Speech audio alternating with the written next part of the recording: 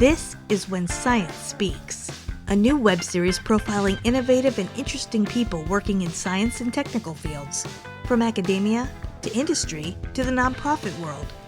We explore how to be a powerhouse advocate for science and your research, how to advance your career in meaningful ways that make you happy, and how to push back on the ongoing assault on science and other related issues of interest happening in the world.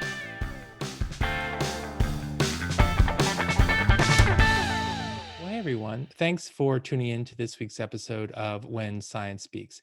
Today's episode is brought to you by Bear Strategic Consulting in Washington, D.C., which helps scientists, engineers, and entrepreneurs get funding, gain influence, and build relationships with their most important stakeholders. It's wonderful to have Dr. Stephen Fantone on the show today. Stephen is the founder and president of Optical Corporation in Wakefield, Massachusetts, which is a U.S. company providing innovative applications of optical technology to commercial, government, and consumer products organizations worldwide. Steve's a recognized expert in optical engineering and optical product development. He's served on numerous product review panels. He's provided expert testimony on patent infringement and trade secret litigation cases, and he's been awarded over 65 patents covering a broad range of optical technologies. Steve's a senior lecturer in the mechanical engineering department at the Massachusetts Institute of Technology, otherwise known as MIT, and he serves on the boards of the Pioneer Institute for Public Policy Research, the Hertz Foundation, and the Optical Society Foundation, among other boards. After receiving OSA's Distinguished Service Award in 2013, OSA honored Dr. Fantone. They renamed the award after him, and Stephen is now serving as president of OSA for 2020. In May 2015, he received the University of Rochester's Distinguished Scholar Award at the university's 2015 doctoral ceremony. Steve attended Massachusetts Institute of Technology. He received his bachelor's degree there in both electrical engineering and management. And in 1979, he was awarded a PhD in optics from the Institute of Optics at the University of Rochester. Steve, let me ask you this. We have listeners in the optics field, whether they're in industry, academia, or just simply fascinated by the technologies, their applications, and the potential to solve major challenges. What do you say to listeners and others who ask why they should become an OSA member? Well, OSA is at the crossroads of many of the enabling technologies we encounter in our daily life today. Cell phones, autonomous vehicles, medical diagnostics, quantum computing, gene sequencing, they're all enabled by optics. And our membership spans these technologies and even more. One of the nice things about the Optical Society is that it really is a community. It's a forum where you can hear what's going on by others and be heard by others as to what's happening in the world today in the optical field. We're an international community with a worldwide membership base and worldwide activities. I've been fortunate to have to work with and meet many folks at OSA, and I'm always just really impressed with what you're doing in the community that's been built up. And let me ask you this: as we're talking today, many organizations across the spectrum, nonprofits, corporations, government agencies, are operating virtually due to the pandemic. While it's a dramatic shift for many of us, but OSA was particularly well positioned to pivot its programs and offerings to the digital environment. And I'm wondering if you could share with listeners how and when OSA began its initiatives to go digital, and what OSA has learned from the process in terms of best practices, for example. And, it's also ironic, of course, because, talking about bandwidth and optics, that's really enabling us to do this, which is not something that we should take for granted. Well, it's actually something we're rather proud of. Our role in really advancing fiber optics technology that's enabled us to have the virtualization of classrooms and meetings and sort of kept the economy and kept the world going while we're dealing with the pandemic has really been enabled by many OSA members, and that's something we're very proud of.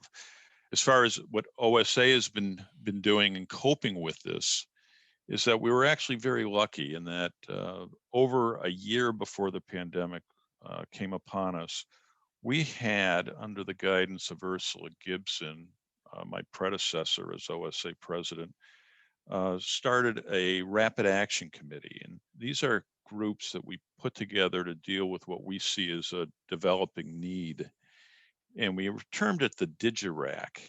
And the idea was, in a very broad sense, to see what else we could be doing to put more of our services online, to build a more inclusive group and membership base, and to better serve that broad community around the world. So we had done over a year's worth of advanced work, and then the pandemic hit. Mhm.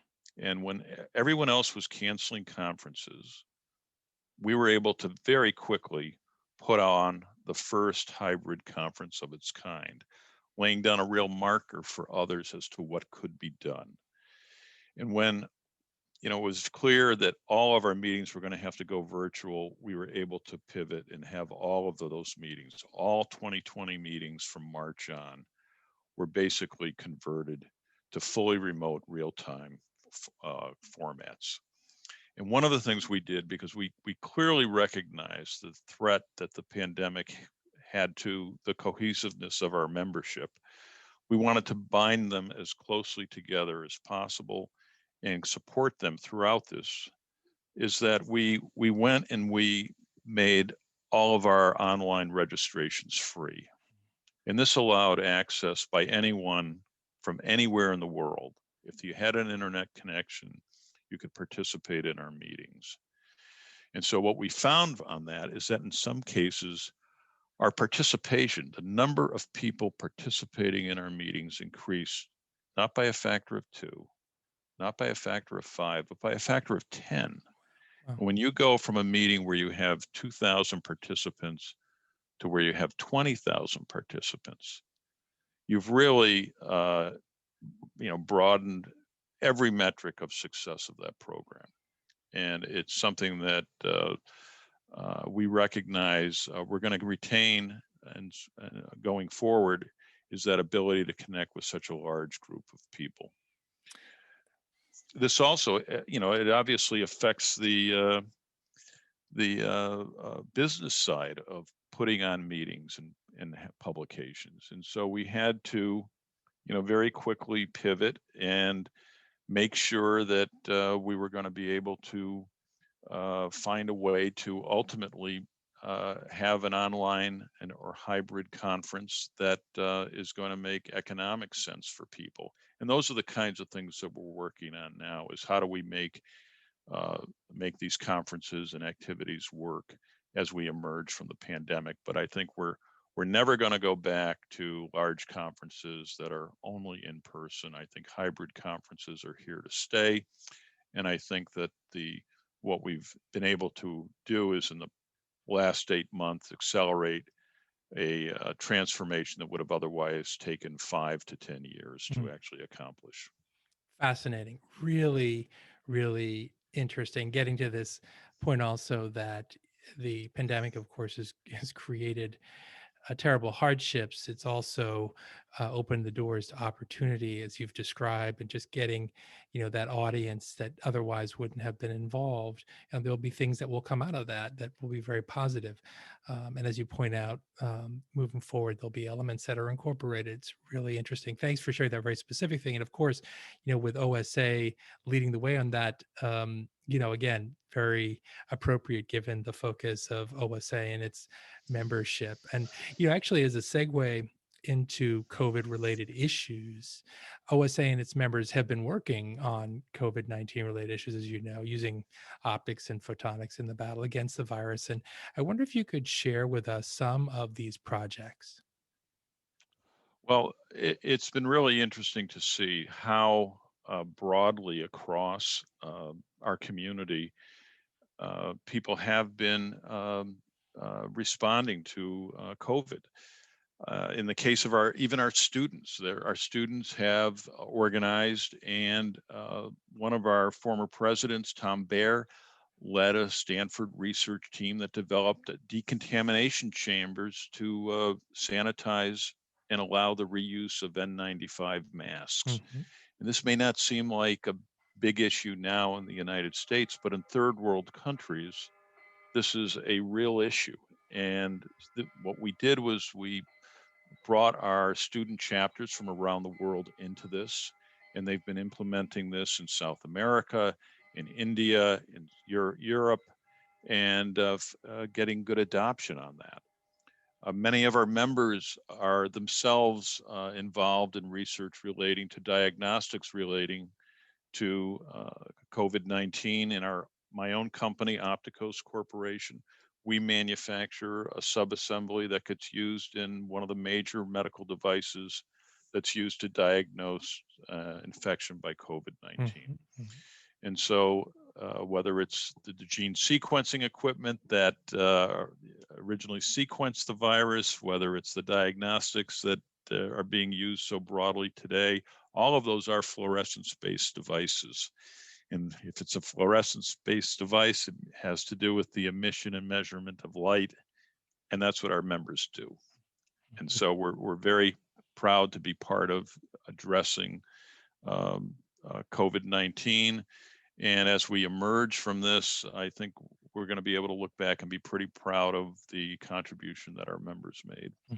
Absolutely. And going from one existential challenge to another, another core issue that's affects all of us, of course, is climate change. And OSA initiatives are also focused in this realm. And I'd love for you to talk a bit about how OSA and its members are contributing to efforts to respond to climate change.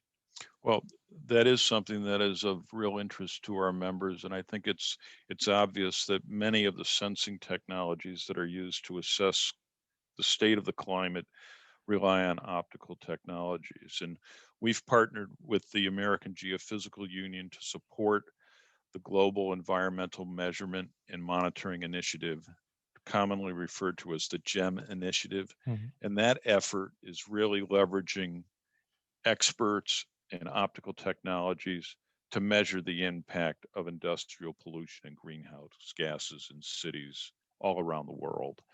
And GEM centers are at academic institutions. They're engaging policymakers to make sure policymakers have the facts and the data and understand how that might impact environmental policy in their specific regions. Talking about policy, and of course, we talked about two public health issues, major issues, of course.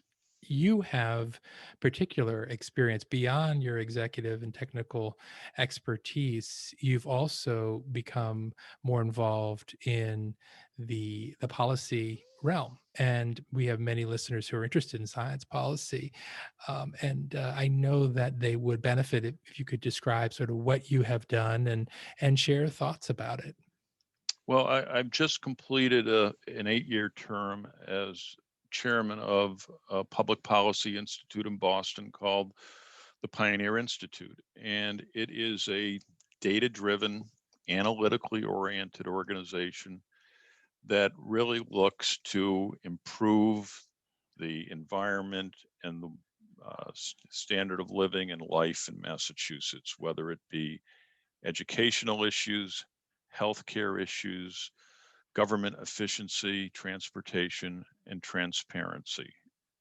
And so having a technical background and a sort of fundamental analytical view of things, we try to keep emotion and be data driven, emotion out of it and be data driven, to really find the best policies for the citizens of Massachusetts. Mhm.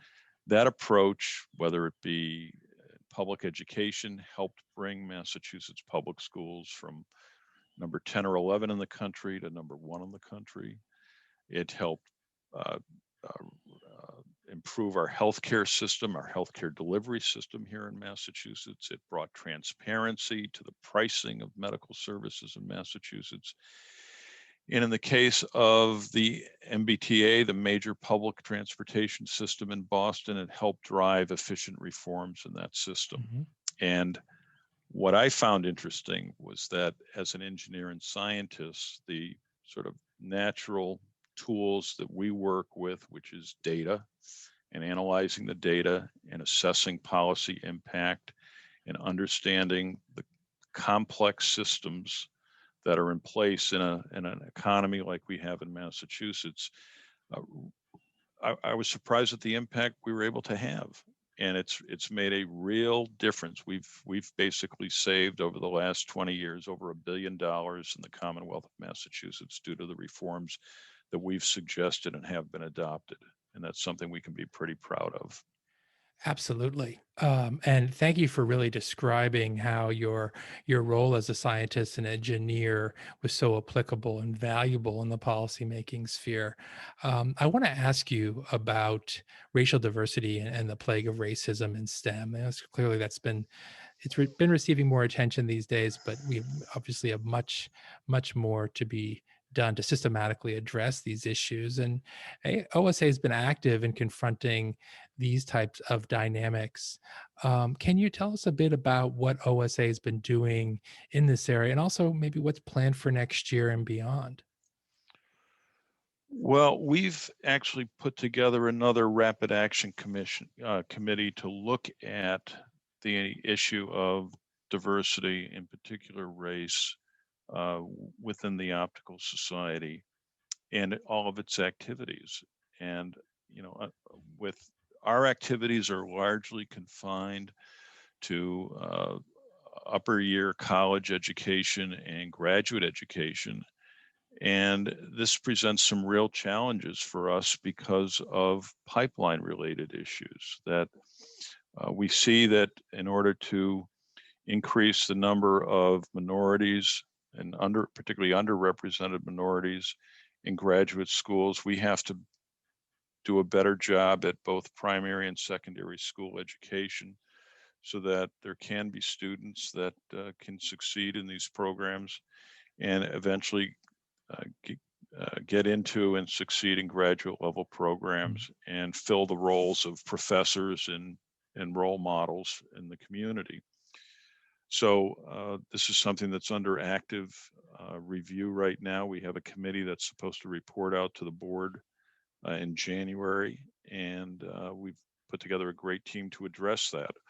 We did a similar rack on this a few years ago to improve the gender diversity in the governance of the organization. And I'm happy to report that the impact of that now is that our board of directors of the Optical Society is actually more than 50% women. And that's been a great success of specifically putting together a program to address a problem. And I think we're going to bring the same intensity to it on the racial and diversity side as well. And I think put together a sustaining program, because this is not an issue that will be resolved in a day, a week, a month, a year, or even a decade. It's going to take time to have the impact filter through from K to 12 education all the way through to tenured professors and senior researchers in the field. Mhm. Thank you for laying that out, Steve. Of course, Liz Rogan is the CEO of OSA and the foundation too, with respect to gender diversity. As we wrap up the interview and we look ahead to next year, OSA's series of conferences clearly completed for 2020, but already you've been planning, and the organization's been planning for 2021. What are some of the goals that you have for OSA in the coming year, and what new initiatives should we keep an eye out for, whether it's next year or over the horizon? Well, we want to keep the momentum that's been created to affect change actually going as we emerge from this pandemic. We're not going to go back to the way things were a year ago. And so we're going to continue to deliver high quality programs. We're going to continue to be inclusive and keep a large virtual means for participating in meetings. And we're going to look to even improve beyond that. is that we've just started to really explore how one best accommodates virtual participation.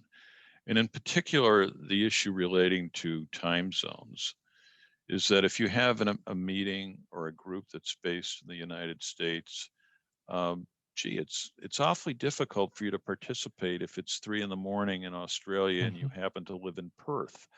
So we're trying to look at ways of shifting schedules, basically recording presentations and then having live Q&As later, and think through the issues of how you still are able to retain some of the dynamic of in-person meetings as we move forward. What we found is that a lot of the commercial platforms that are available they're in flux, they're evolving. We've taken on the challenge of developing some of our own technology for that. And in the year and two ahead, we'll begin to see some of that roll out. And we're continuing to experiment with this as good scientists and engineers should. And it's really been a great opportunity for us to really achieve what would have taken us 10 years before previously to affect this change of virtual and hybrid meetings in less than a year. Clearly, a lot of exciting initiatives underway and planned for the future. Steve Fantone, thank you so much for sharing that with us.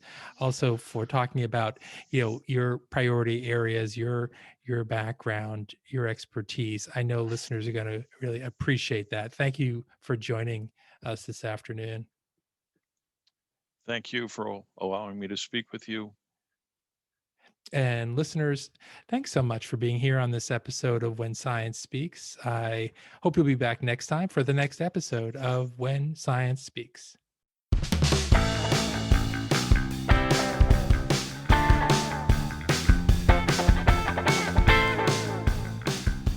This is When Science Speaks, a new web series profiling innovative and interesting people working in science and technical fields, from academia to industry to the nonprofit world. We explore how to be a powerhouse advocate for science and your research, how to advance your career in meaningful ways that make you happy, and how to push back on the ongoing assault on science and other related issues of interest happening in the world.